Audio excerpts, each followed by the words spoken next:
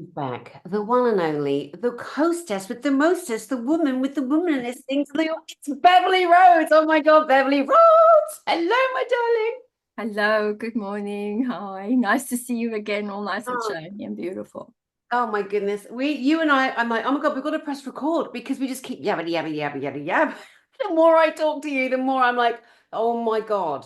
Oh my God. Okay, first of all, to the audience that don't know you, you and I did our first broadcast last week, and it was on awful, horrendous, horrific subjects of your monster of a father who, lucky for him, he's dead. And I'm not sorry to say that.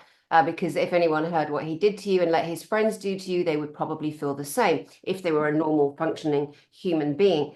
You have extraordinary clairvoyant psychic abilities, healing abilities. You are known for so many different things in this world. Let's start with current events where you are helping the police. What are you helping the police with, and how did that even come about? I'm helping the police with locating missing people and missing children, more so children, the innocents. And so I've put together a very small remote viewing group, and the group then gets different briefs from different organizations around the world, and sometimes private individuals who are looking for mainly children. And they send across to us, the last known whereabouts and photographs and things like that. And then what we do is we set aside a couple of days each week where we work together as a group, and we then pick up whatever information we have, and then we send that through to the various authorities so that they can go and cross-check it. And then what we do is we then ask them to come back to us and say what has been clarified, so we know it's a hit. In other words, it's correct information. Or if it's something that's new, if they're going to investigate, just to let us know out of courtesy, how did it go? Was it correct? Did they manage to find the person where we say they were, etc.? So we've had a lot of success over the last few years with being able to successfully locate children. By which methods, Beverly? How do you find them? Well, we're doing mainly remote viewing, but also it's co-locating. So that is taking an energy of an individual and then tracing back that that energy and frequency and following it. So it would be like almost like a heat-seeking missile, where you'd be following that particular trajectory to see where it goes back to. And then when you get back to where this person might be, is very quickly looking around, surveying the scene, and picking up as much information as you possibly can. I mean, in some cases, it's unfortunate. In some cases, one of them was in a storm drain, and others have been sort of in disused factories and things like that. So it's very hard then to work out, which country are they in, where are they exactly, what, is it an industrial estate? Is it a disused estate? What is it? So it can be quite difficult. But what I then do is I come back with the information after being co-located and then say to the team, this is what I've got. Let's go and look at it further. And then we expand on that and get as much information as we can. So we narrow it down as best we can, because I mean, with all the best will in the world, the investigators, there's only a small team of them, and they need really quite defined information so they can say, this is what the group have said, this is what it looks like, this place matches what they've sent to us as a text. And then that gives them a good reference point, if you like, to know that it's likely that that child is in there. Just incredible. I mean, if nothing else, it's the heaviest subject on the planet, isn't it? The harming of the little Mm. one, as you yourself were harmed too. Amazing that you've had that strength and compassion, that love. But something in you drives you so hard and so fast, and it's just incredible. And the police use you so often and come to you so often and have done for a very long time. I'm going to jump to another share that we just had together before we started hitting record. And that was you, barefoot and pregnant, in front of thousands of people on stage at the Super Bowl, gifting your genius mediumship abilities and doing advanced experiments in mass consciousness. Can you share a little bit about that, please? It's so important. Oh, yes. It was, we decided that we would do sort of like a first and an only once only, literally one show only. That was it. And what we did is we then said to the Super Bowl, we wanted to do a mass consciousness experiment, but we also wanted to show proof of life outside our earth realms, and also proof of the energy, the source to soul, the power within the energy of beings, ourselves, humans. And kind of sold it to the entertainment's director, Hazel Feldman, at the time. And she basically said, yeah, that's fine. You can have the bowl, and you can have it between the two celebrities that were, it was like a weekend, if you like, between the two major celebrity events that were happening, both singers and bands and whatever.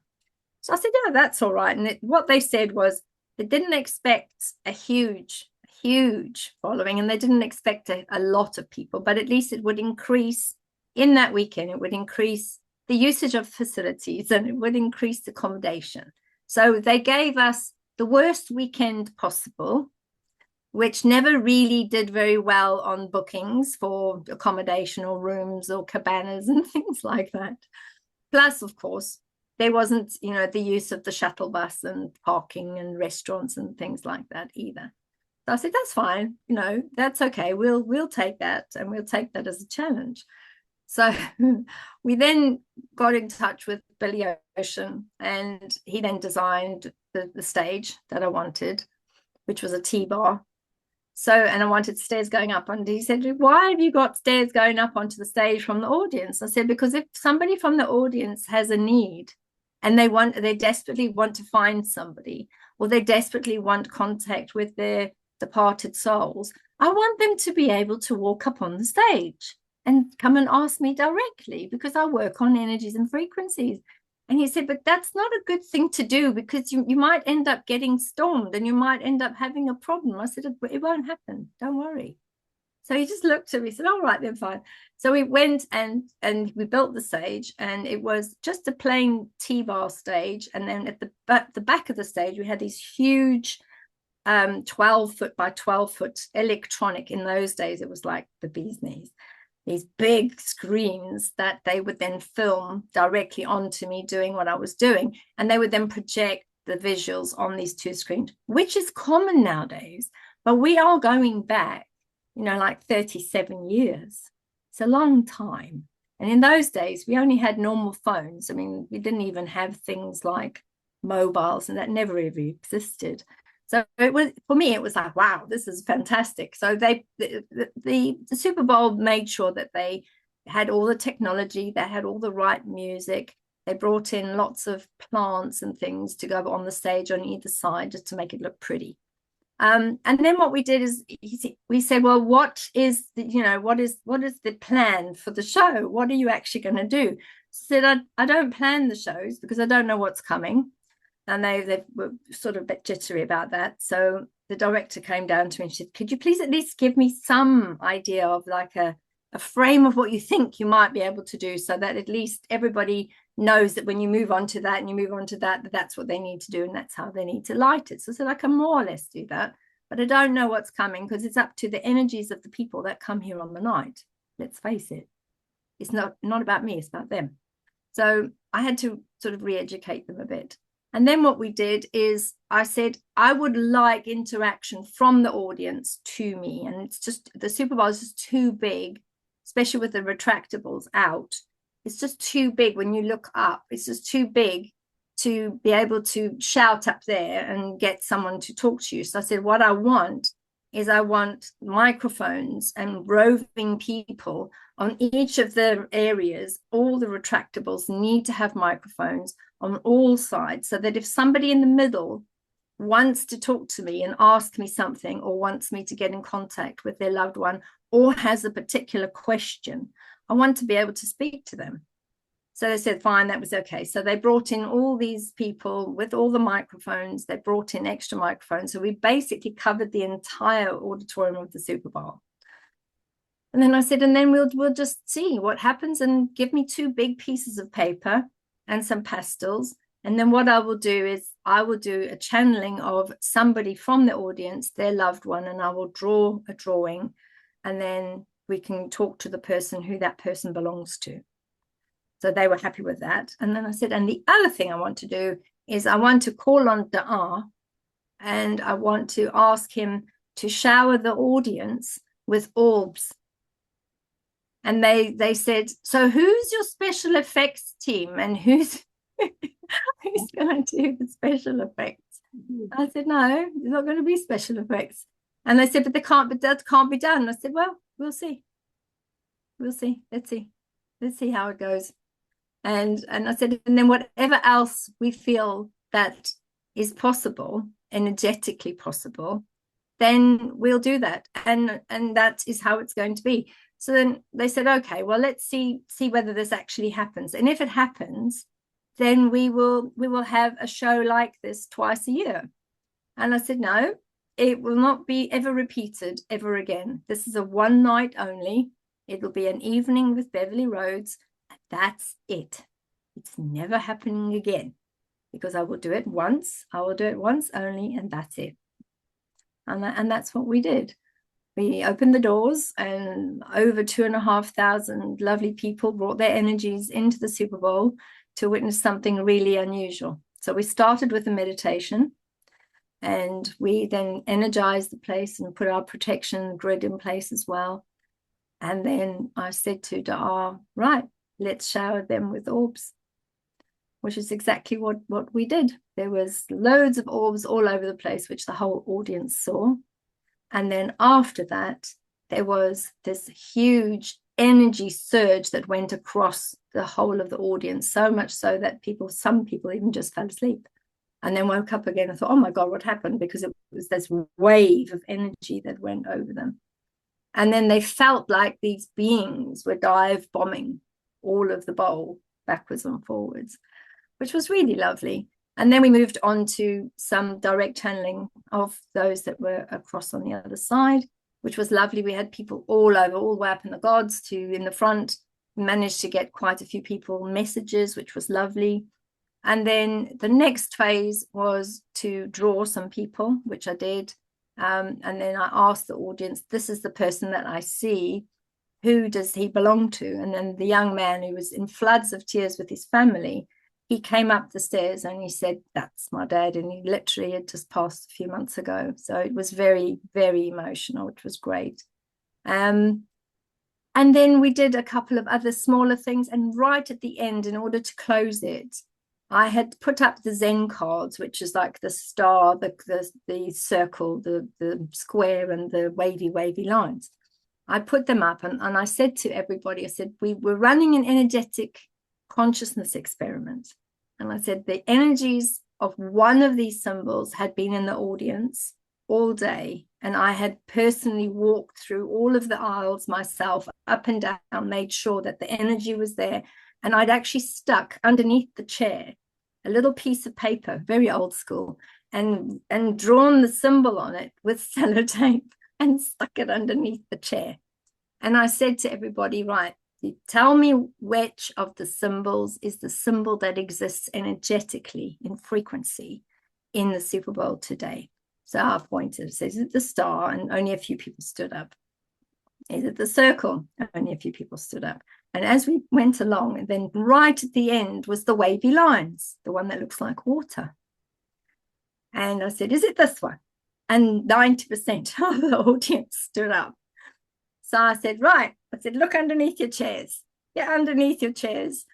There's a little piece of paper, take it out and have a look, and you'll know whether you were right or not. So you just see this mad scramble from where I was sitting, this mad scramble. We put the lights up, mad scramble. Everyone's going underneath the chair. Everyone's coming out, opening up the piece of paper and saying, what? Oh, I got it right. I got it right. So the fact was, I just wanted to prove that there's energetics, there's frequency, and you can pick it up, even though you might think you can't, which means if you're open, the energies can flow. And that's how we ended the show. It's remarkable, it's remarkable how far ahead of the legions of people that have these talents, but that you were such a an inspirational person, you know, really a star walker. Gosh, I got goosebumps. I wrote down Doris Stokes. We were talking about this earlier, and you said her name. I'm like, oh my God, I can't believe all these things that you've done. Let's spend a minute on Doris Stokes. What was your take on her? Well, Doris had an unbelievably amazing energy. She was also, I believe, she was ahead of her time. And she used to do mass demonstrations in her green frock, bless her. And she actually was the one that when I spoke with her, I said, I'm going to do something similar because I want to prove that energetics do exist and that you can actually have that energy and that discussion, conversations with those that have passed over. And she said to me, do it only for a short time and just do it once, because you don't want a situation where people start hunting you down. And she had said that she had one or two individuals that had started to target her long before the days of trolls and things. And she had said that she knew that her life was in danger. And I said to her, well, I don't think they're going to be able to take you out, because I get that you will go naturally, but I do think that they are going to try and hurt you. And she said, yeah, I know they are, but guides and the beings that are with her, that walk with her, will protect her, which they did. And I'm not sure whether you know it, but actually in one of her big events, somebody came to stab her. Yeah, so they did actually end up hurting her, but they weren't able to kill her. They weren't able to unalive her. And so she just said to me, and that's why when I spoke to the Super Bowl organizers, I said, I know this will be successful. It will go down in history. I know that as a once off, because I'm not doing more than one. So I didn't want to have a similar situation. So I listened to what Doris was saying and made sure that I only did one evening, an evening with Beverli Rhodes once, and that was it. It's incredible. For those that don't know, so Beverly and I were British women, and despite your accent being that lovely tinge of South Africa, because you lived there for a long time, didn't you? Long time, yeah. So Doris Stokes was probably, in my awareness, the most famous medium, clairvoyant medium, and beautiful, big, like masculine voice, masculine energy. You know, wore flat shoes, you know, shit kickers. I mean, you wouldn't mess with Doris Stokes. Heart of gold, and I remember my grandma years ago, who was the most devout Christian. I mean, oh my God, was she ever the Christian of all Christians? And I remember I was at her house and Doris Stokes came on the telly. Oh, wow. Thinking, oh my God, she's going to turn the TV off. And she didn't. My nan sat down and watched it. And I was Oh, amazed. I was amazed at that because of all the, yeah. you know, Mm. anyway, she was influential. And my friend Nikki Allen, who is a clairvoyant medium, British medium, um, who was speaking at this year's event, JISIC, she was also influenced. She's a seventh of a seventh of a seventh lineage, Nikki Allen. Mm. I believe you've got a similar lineage there that lights up. But Doris told her family, who were all psychics and spiritualists, that Nikki would do big things in the world. So it's interesting. And Doris Stokes has a book, and I had it years ago. It was Voices in My Ear and More Voices. Oh, yeah. Yeah. And I this will remember it. Yeah, I remember so it. brilliant. Well, very quickly, years ago, when I came back from America, like in like 2006 or something, I was on the train to London, and because I was meeting these two guys, Gordon and Glenn, because they put a TV show together for me, and I had to go and sign the American release form, and it was going to be called What Really Lies Beneath. Now it's like way past the NDA date and everything. It's so long ago. It's over 10 years ago. And they were going to, because I'm a scuba diver, they were going to blindfold me because I can read blindfold, read energy, I can tell you what's out there. You know, you and I, these are easy things for us to do. And they were going to drop me in the ocean around the world, scuba diving, and I will be reading what's under the water. Never came to anything, but it was a good idea. I still do it. On the train, going up, reading her book, and I always feel so connected to that lady and her words. And I'm reading a book, and I'm suddenly aware of a presence, and the presence is leaning over me. And I tune in, and it's this great big man who, well, it's this great big angel of death, and I've seen more than one, so I know there's more than one. And he's leaning over me in like a big black donkey jacket. His head is the size of a pumpkin. He looks really odd, and he's leaning over me, and he's reading my book. And I said to him, "Oh my God, is the train going to crash?" And he said, "No." And I went, "Oh." I said, "Are you with someone on the train?" And he said, "Yes." And I said, "How long will you be with them?" And he said, "A week." Like that. It's like, holy shit. So again, the angel of death that comes, it's not the Hollywood, rah, they're Yeah, no, it's not. beautiful beings. The other one I met was female, Yeah, so it's just so interesting. But anyway, Doris Stokes, I always remember that. You mentioned her, so that obviously triggers, shared memories. memories. Special lady, God bless her. Oh, so special, so special. So wow, that was your massive. It's almost like you dancing the earth, and having gone through the worst horrors and traumas, and yet there are moments of great light that you are awakening in these massive moments, such as doing a one-off at the Super Bowl. I mean, who's ever heard of that in their lifetime? And it Let's was copied. It was copied by quite a few male medium people. They sort of transferred it to a studio environment, and in the UK, they had individuals that were there watching that at the time and felt that it would make a good TV series. So they took the way that we put everything together, and they moved it into the studio into the UK, and it did very well. Goodness, goodness. Did you ever meet Colin Fry? No, I didn't meet Colin Fry, but I know Colin Fry was one of the peoples that copied the concept. So, and who else in terms of the great psychic mediums do we know?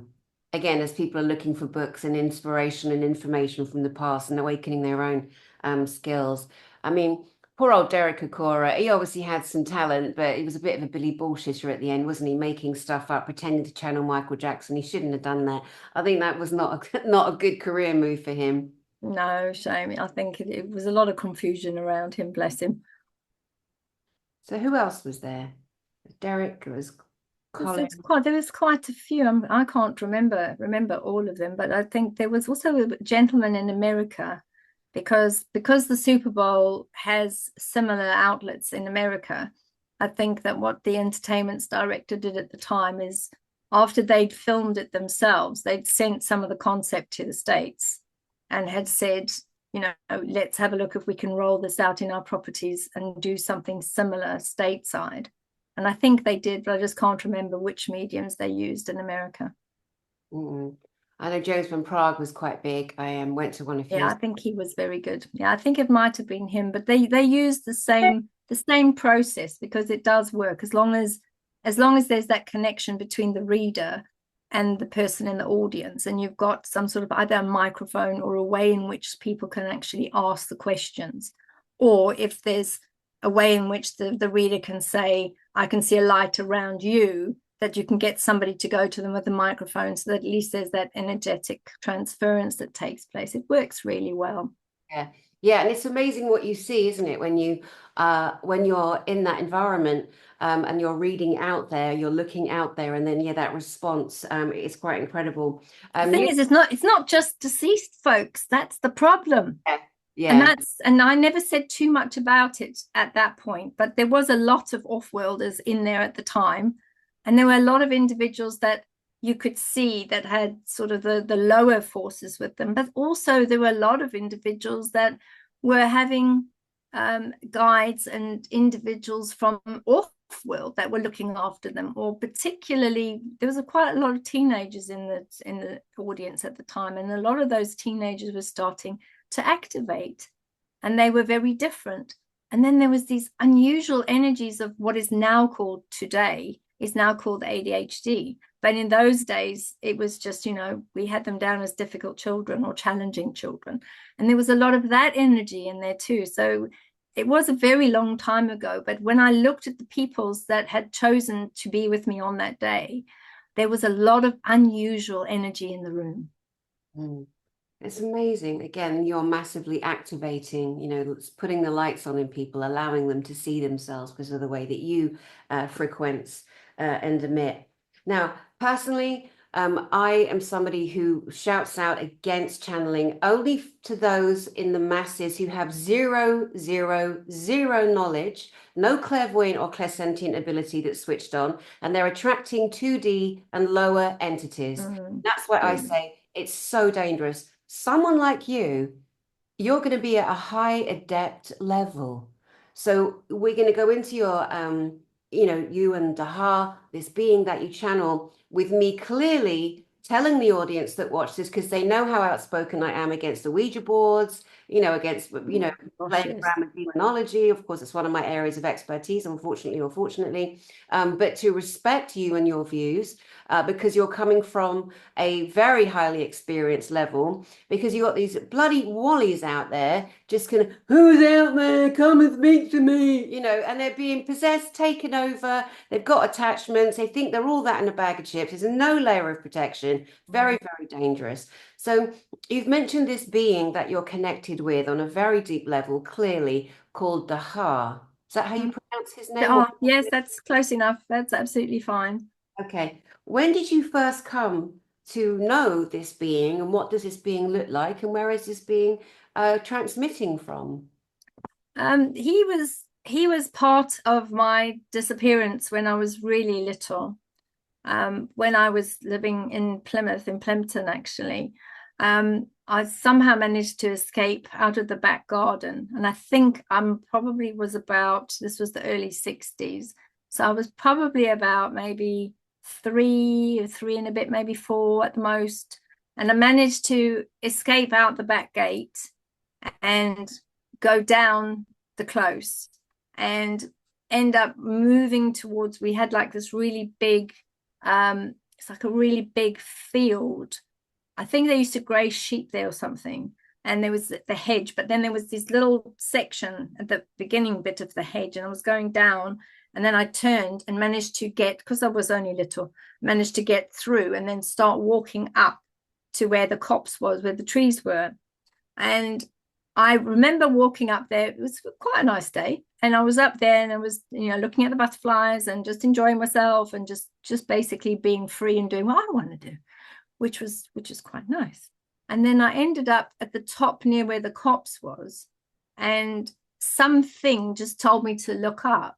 And there was this thing in the sky, and I thought, oh, that's really nice. Didn't think much of it, carried on playing. And I think, in all fairness, Dahar and his people probably ended up scooping me up for my own safety, because I don't know where I would have ended up if I'd carried on hopping and skipping and having fun. And I don't know where I would have ended up, but probably would have even been more lost than I was. But then what happened was, when I was off world, there was a whole bunch of stuff that took place, which was really great. Spoke with him, very kind voice, very soft voice. And at that time, he introduced himself to me more like a grandfatherly type energy. And I think now, retrospectively, I think it was probably that energy that he decided to show me himself in that way so that I wouldn't become fearful. And then over the years, I mean, I'm in my mid 60s now, so I've had him with me since then. And he comes and goes, and he doesn't, it's not just me that he talks to. I'm sure he has said, and I have seen other people, when there's been a gathering, I have seen other people that have been with him and talking to him also since a very young age. But he came across to me and said, we would like to work with you. And we know you've got things that you need to do. And we know you're going to have to live your life. And you've got things you need to go through, but we'll always be there. We'll always help you. So I thought, well, that's fine. Basically just met with him, chatted to him as if he was a granddad at the time. Interestingly, though, he's never aged since then. I have, unfortunately, but he's never aged. He's always just had that lovely, silky, syrupy, sweet voice, lovely, kind energy. And he and the people that are around him, they're always just they're always either just there, or they just have that really positive golden energy about them. So where is he from? Andromeda? As far as I know, he's a bit of a mixture. I think he was originally from Lyra before the Troubles, before they had the big argument and the fight, and they had to flee. But because he's in a scientific vessel, which is an organic vessel, it's not made of, metal or steel or whatever. He was already off his world when all the troubles broke out. So I think he must be really, really, really old. And he was already gone, and he was already looking at other planets, and he tends to go to various other planets, and he writes up what's on the planet, what's it made of, how much water's there. And then he's got this huge sort of database, if you like, which is like in a mirror on the wall, of all these planets that could be utilized for colonization. And that's kind of his job. So, and I think that part of what he was doing was making sure that there was a place for all types of beings across all the universes. So he's a bit different. He's not a great commander or anything like that. He's literally just a scientific officer, and that's all that he does. And he has some people that he works with here. And I think for me, it was just opportunistic that there was this little child that was lost, and he decided that he would do something to make sure that that child was all right. And I'm grateful for that. And I work with them, and I listen to them, and they tell me all sorts of things. And some things I keep to myself, and other things I share where I need to share it. And that's helped me through my years of working with various organizations across the world. And I will ask him things and say, what's happening at this particular energetic point? What is the earth going to fight back? What are we doing to the earth? How do we need to change it? So there's been over 60 plus years of direct communication with him at various times. So he's very special. So this is incredible. Again, what we get to do here is clearly demonstrate to the viewers that don't know the difference between channeling an unknown entity. It's not so much he's channeling with you, he's telepathing. It's telepathy. It's a physical being that you've met, a physical man from solar system, from off planet, put it that way, that you've met as a little girl, who's a guardian and an informer and a protector and a teacher. And that's different. So the people that choose to channel because they want to look a certain way or do a Bashar, I talk about Bashar because he lets grey aliens come inside his body. It's very bloody dangerous. And then people are like, oh, Danny, you're such a cow. Yes, sorry. But, if people think that's an okay thing to do, and you want to be possessed and owned, and then, connected to the Galactic Federation of Light, go ahead. But, it's our duty, as you know, Beverly, we have a duty to inform, and people's opinions got nothing to do with us. If they want to get offended by me saying the name Bashar and saying, well, how concerned I am about him and his teachings, then, too bad, so sad, and it's very, very, very dangerous also to publicly name someone without any proof. And it's also an awful thing to do, because if we're not right and we don't have proof and we can't back up what we say, that that bounce back, that energetic frequency, or some call it karma, is going to come right back on us, so that's amazing. Can you describe what he looks like, Dahar? Well, he's extremely tall. If he appears, or whenever I've gone off world and seen him, he's just very tall. He must be at least 12 foot. I would say a good size, around, not skinny. He's a decent sized person. But because he's more of a scientific officer, he doesn't seem to have a uniform as such, and he just has a white or a funny type of material. I still don't know what type of material it is, but he has this very basic tunic, and he has a very large sort of egg-shaped head.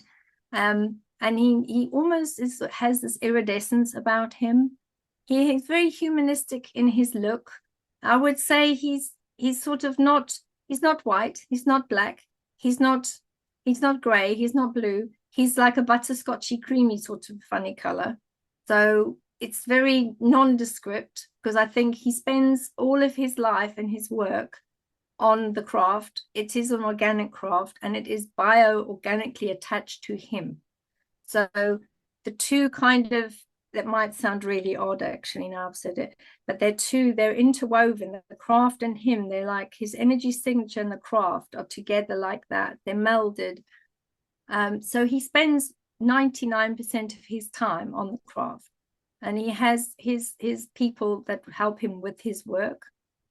He had 2 arms, 2 legs, 2 eyes, apertures for ears. I think he does hear, but he doesn't usually need to, because he perceives, he's very perceptive. I don't believe he eats, because I've never seen him in all the years. I've never actually seen him eating something ever. So I don't quite know how he gets to live, but he does. And he just, he can speak and perceive all languages of all creatures and beings across all planets. He just has that ability.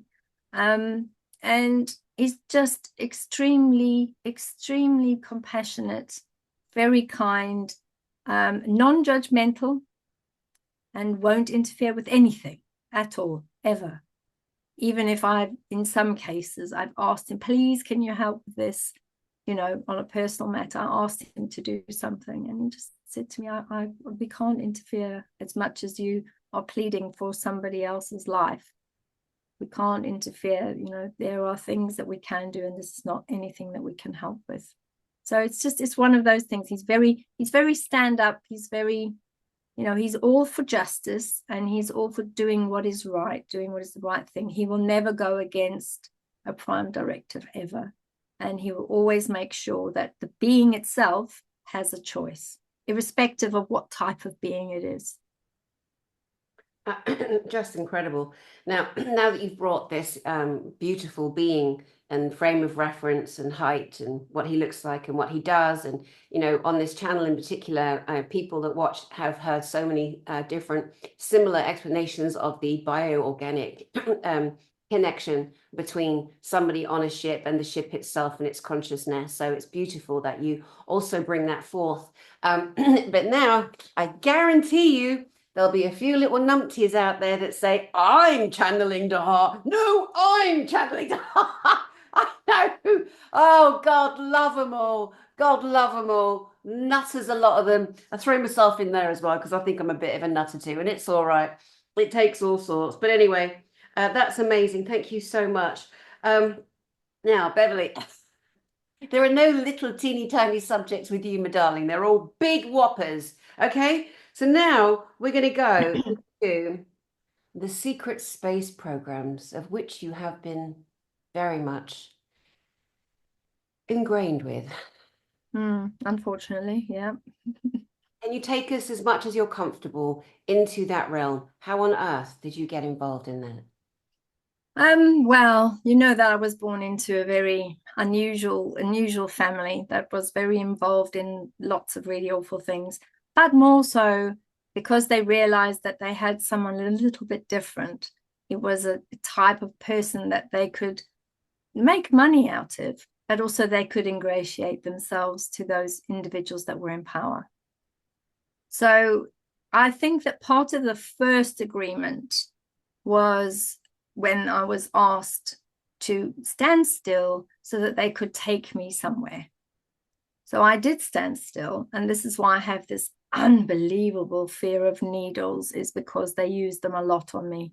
And that's the only one thing I can't really deal with too well today with the PTSD, is the needles still trigger me, and I just fight for my life. So that's just the one last thing to deal with. I've dealt with everything else. That's the last bit left. And then I ended up being drugged and transported elsewhere. And this was the first time that I did the slave and return cycle, where you get taken somewhere else, sold into that particular cycle for a period of 20 years or an extra period of another 20 years, etc. But more importantly is when we reached the facility, they had these, like, I can only describe them as tanks. They looked like tanks. We had some food. There were others. I remember other children with me. And they used to put us in the tanks, and they used to make sure that they tried to drown us. And then they would take us right through to when you're gasping your last, trying to get your, extend your breath for as long as you possibly can, just before you're about to expire, and then bring you back. And then they'd sometimes they'd leave you too long, and then you would expire. Then you'd have to get kickstarted. They always had doctors, and they always had GPs and surgeons and all these other types of people. And they were all in the same facility. And they would then make sure that we were taken to a position where we could fracture. And this is when all of the other, what would you call them, personalities or splitter halves, soul splitter halves. And they would then utilize those other splitter halves to be part of various programs. So there's about 3 that I'm aware of, and those 3 were used for different types of projects and to infiltrate different individuals off-world. So they were able to not only regress individuals, but progress them. So although I was a child, they were able to move that one of these forward to make it at a particular age, if you like, so that she could be utilized. And her name was Red. And Red was the one that had, she was very, very forward going, very feisty. And she spoke with an unusual accent, and she took no nonsense from anybody. And they used to send her in to gather. She was like the honey trap one, and they used to send her in to gather information. So that was the start of it. And various programs after that, there was different things and different snippets that I remember from it. But at least I now know the different soul fragments, is what I call them. I don't know what anyone else calls them. I just call them soul fragments.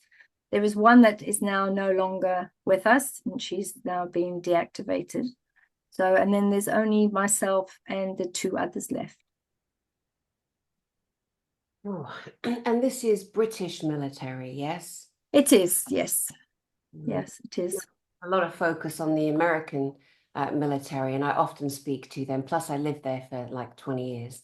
I've met a lot of people in military, which obviously speak on my stage, etc. But I like to obviously point out that this was the British military, and they get, they don't get let off either. And what also strikes me, Beverly, is the arrogance and the stupidity of the low enders, the doctors, the surgeons, etc., that got paid, that took these roles, that did these things. Maybe there's a portion that didn't have a choice. Okay. But nonetheless, they will all be named. They will all be shown. We all have abilities to capture the image, regardless of them trying to hide, regardless of them disguising. We are able to do that. We can capture the frequency signature of any person whatsoever. And then yes, that's true. That's true. Express that. Yeah, absolutely. I don't understand how this thinking that they would get away with it has been going on for so long, because surely every single person, every general, admiral, wing commander, whatever, from high ranks to low ranks and all the way across, will be exposed. And there's people like you, there's people like Tony Woodrig, and how is it that you guys met each other, you and Tony? Oh, Tony. Well, I had put my book together quite a while ago, and I'd taken all my writings that were in the loft and everything that had been sort of written over the years, and all the contact I've had with Dahar, and all the sightings and going off world and all of that information. It's all dated with questions that I'd asked this poor man. I'd asked him so many questions. So I put that I started capturing it in a book. And then Tony had written his first book, I think, the series Colony Peace. And I got hold of him and I said, look, this is what I'm going to be doing, but I'm a bit concerned about saying too much, because I don't want to say too much. I don't want to trigger other people, but I want to be able to tell the story so that it makes sense. And I explained to him about, the fragmented souls and the splitter halves and everything. And I explained to him about what had happened to me. And he said, well, that's pretty much the same as what had happened to me. Just tell your story as best you can, which is what he did. And he said that he felt also compelled, like I did. We shared that. And that I should just write the story and tell it as it is, and then allow people just to accept or decide that they're not going to accept what we're saying. But he said, with our stories being quite similar, it's just too many people now are coming up with the same thing, and none of us know each other. I only had one meeting with Tony, and he was really lovely. And he said, whatever it is that you're going to be saying, just say your truth. And I think that was the biggest and most freeing comment, was just tell your truth and let it be what it is, which is what he did about his book. And he, as he said, people have been very kind to him, and hopefully they'll be kind to you too. Oh, beautiful. He is a tender heart. I love him very much, Tony Woodrig. Yes, he's lovely. Yeah, and what you see is what you get. And I'm loving seeing the flourishing in him. I mean, he was always, from when I first met him, a handsome man. And it isn't just because he's now in such a loving, beautiful, happy relationship with a beautiful girl. He has, it's like he's stepped into his seniority, his full mastery, and it shows, in every aspect of him, and that he owns the abilities that he has, and whether or not they were agitated more because he was selected as a psychic child, of course, because he was a gifted child from the word go, but to watch him take back all of his power and own it, share into the field, what talents we humans have on a massive scale.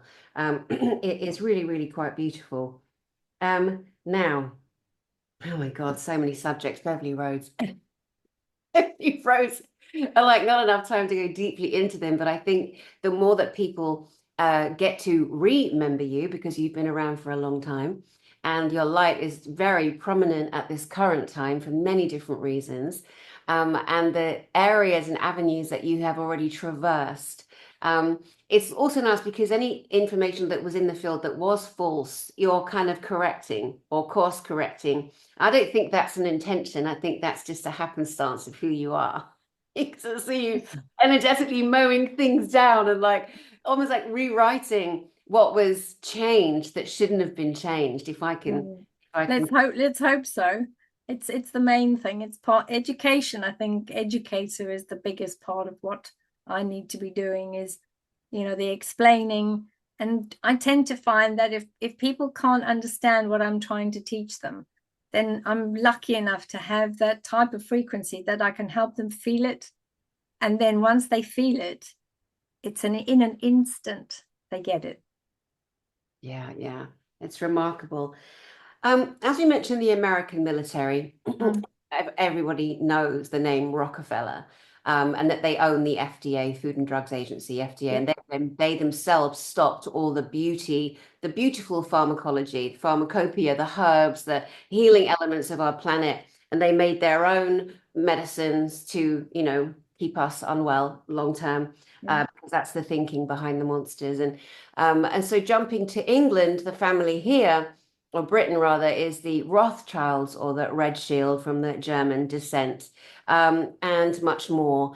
Have you had interactions with said family? Of course, not every single one's evil, but they're funny looking buggers, and they're all inbred, and you can see their little nose, a pointy chin, and the chin. We call them chinless wonders, don't we? And yes, they are chinless wonders indeed. so yes, I haven't had any direct dealings with them. My family were sort of groundsmen and groundskeepers, but more for the House of Windsor, and that's sort of where the connections come in. And my nephew particularly, he was very involved with keeping specific, very large houses, and saw a lot of stuff happening at some of those residents. And also had to, unfortunately for his sake, he had to go and clean out a lot of the dungeon areas and make sure that some of the animal sacrifices and areas that he had to clean up after them, that was key. So, unfortunately for him, luckily, he has since retired, and due to ill health, because I think that from everything that he was seeing, he just couldn't take it anymore, and he ended up having a bit of a breakdown. So he's no longer in service to the Crown. But that's the only sort of main area, if you like, that I've had any exposure to. Mm. A And lot of Savills and people like that. oh, Jimmy Savile and his filthy brother. What was his name? Johnny. Johnny, the shitter. Okay. That was his nickname. When Jimmy Savile, that monster, that helped himself to humans and babies and dead bodies, etc., which has been proven by the witnesses who've come out, and of course we believe them. I remember when he died, but one of the starts of the real repercussions on his name was somebody went up and kicked his grave over. Oh, And wow. yeah, and I remember when that happened, first of all, because we're so programmed, what a terrible thing to do. This is a great man, a famous man who cared for children, Stoke Mandeville Hospital, etc. But I remember when I saw the decimation, even though I knew nothing bad on him, I knew I knew there was a tsunami coming on him, and it did, and it has. This day continues, and long may it. And I hope every person that was harmed and their families, gets compensated in whatever way, emotionally, energetically, financially. And then people like your brother, long-term service to the Crown, witnessing, seeing horror upon horror, because sometimes the first time they're threatened, if you say anything, it'll be you, and then there's that constant Yep. PTSD trauma, that emotional paralysis, you're stuck in. Um, but did he name anybody in particular in those? Oh, yeah, he did. And he was particularly worried about some individuals. And I think that because of the villages that were close to where he was working, where the main house was, they were worried whether disappearance of children and runaways, particularly, whether that was directly connected. And that was the one area that he was concerned about, because he said, where do these youngsters come from, in his broad accent? And I said, I don't know where they come from, really. Have a look and see if you can try to work out who these children are. But as he was saying, he's like, well, I can't really make head nor tail of it with what's left. So it's quite difficult. And I think because he had said that there is this whole piece of shrouded, energetics around specific members of that family, that they're so well protected, no matter what he'd said. And if he had said anything, then he would have been for the high jump. Plus, because he was working on the estates, he signed the Secrets Act, and he pretty much signed his life away. So he then said, well, the only thing I can do is at a later stage try to make a difference and anonymously, say things. But I asked him much later, a few years ago, I asked him, did anything come of that? And he said, no. He says, they've never acted upon it. We've never seen anything, locally in the media. We've never seen anything at all. Nothing. It's been like just deafness. You just met with this brick wall. And that's when he decided that everything that he'd seen, he'd talk about it with us, but that he would never release any of the information to anyone, because no one was going to believe him. So it's a very sad state of affairs that people that are in service, they know to hold their tongues, and they know to keep the secret. And this has been going on for centuries. Yeah, very good point. It's been going on for centuries. Most definitely. Let's take a sidestep to the United Nations, another great, big, huge, humongous subject. And I've mentioned many times on this channel that if people took the time to actually look at what the principles and the foundations of the United Nations, they'll be very, very shocked. And they would be, but they don't look, because they think everyone has been conditioned to believe that they will do what is right for the greater good. And it's not the case at Not all. necessarily. However, I will say there are those that are working in the UN that have a totally different tact. And they are trying the best that they can, very carefully, to inject some level of protocols and light, and trying to make that difference very carefully. Because if people start realizing at the rock face, if they start realizing that these individuals are trying to make a difference positively, I would imagine they'd probably lose their jobs. Yeah. Shall we talk a little bit about your advice to good people that are part of the United States? Yes, there's a very small group. There's about 5 or 6 people that are trying to make a difference. And what they've said to me was the UN have realized that there is an epidemic of missing children. I mean, we're talking hundreds and hundreds of thousands of children that are missing. So what they've said is they're going to come up with a protocol, but more importantly, they'll come up with a process flow on the stages of dealing with children or young people that are returned or saved and rescued, so that they can systematically ensure that each of the steps that each survivor needs to go through, that is governed by the UN, and that at least each piece of what is required, so spiritually, emotionally, and clinically with the body, that each of those levels is assisted in some way. And they said to me, as a survivor, what are the key areas that you can offer us to say that we should make sure that this is in this protocol and the policies, and also give us some idea of what the stages could be from your experience, so that we can talk to other survivors and see what would work for them, and then create a protocol. So what I said to them was, the first thing would be is obviously the clinical aspect, is make sure that you ensure that the body is taken care of, because most survivors get to a point where they disown the body. And you need to make sure that the body is reasonably healthy, and that if there's any tears or any areas where there's been injury, make sure that the physical body is under repair, and that at least that person can start owning their body again. And they're not saying, I'm more out of my body than inside my body. So that at least when they come back into their body, they can start that very long journey, the 10-year journey of learning to love your body again. So that would be the first thing I would say. The second thing I would say is limit the amount of time being spent with forensic psychologists and clinical psychologists and psychiatrists and people like that. Because all of the interaction that I've seen with individuals that I've been helping that are SRAs, survivors, and those that have been transported here, there, and everywhere, they all have the same story to tell. And they're all saying that the clinicians, particularly forensic psychologists and psychiatrists, don't actually believe them. They say, it's not possible for someone to have gone through what you went through. These are false or fake memories. These are things that you've absorbed from somewhere else, or you've heard somebody else talking about it in a facility, and you've taken them on as your own memories. That is the biggest rubbish I've ever heard. And they might not believe that we can survive that level of trauma, but it's amazing what you can survive when you really want to. And they do survive.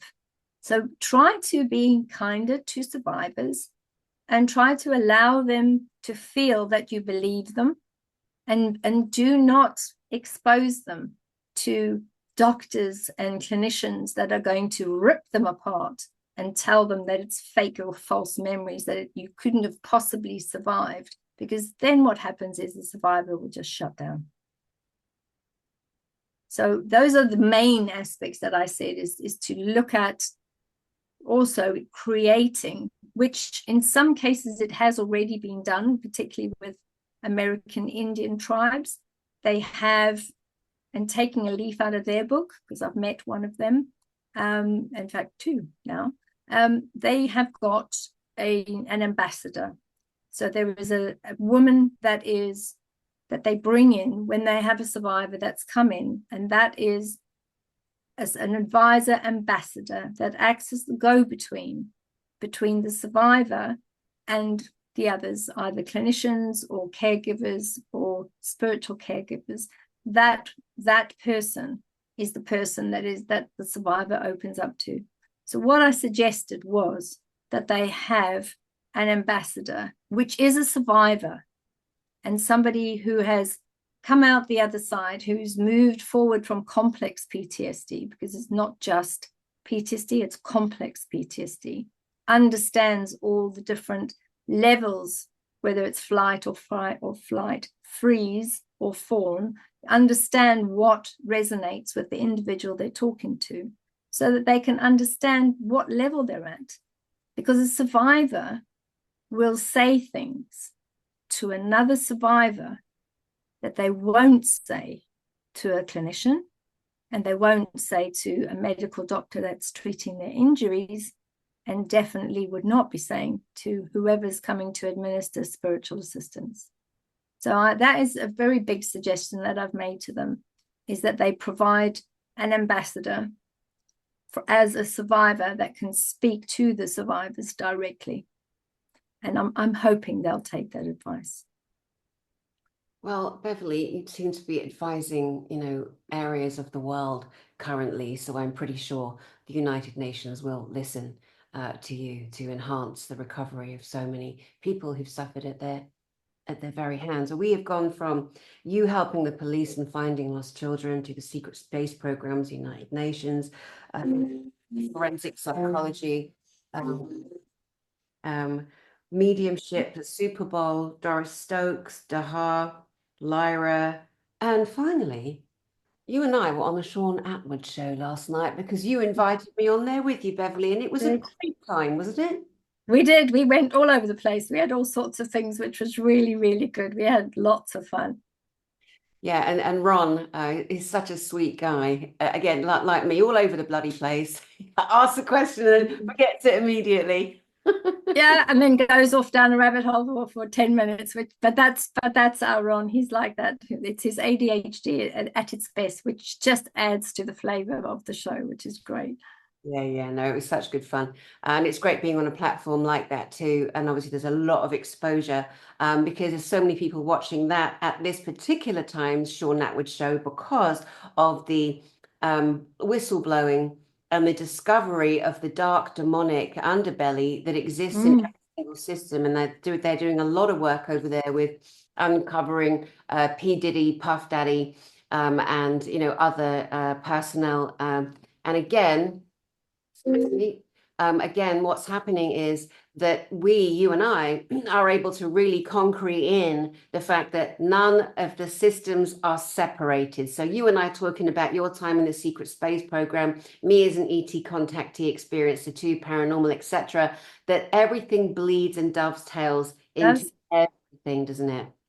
It does. It's because we need to start thinking ourselves as a single race and species of humans, and not humans from America and humans from the UK and humans from Asia. It doesn't work that way. Actually, when we see ourselves as one entire species on Earth, I think then everything will come together.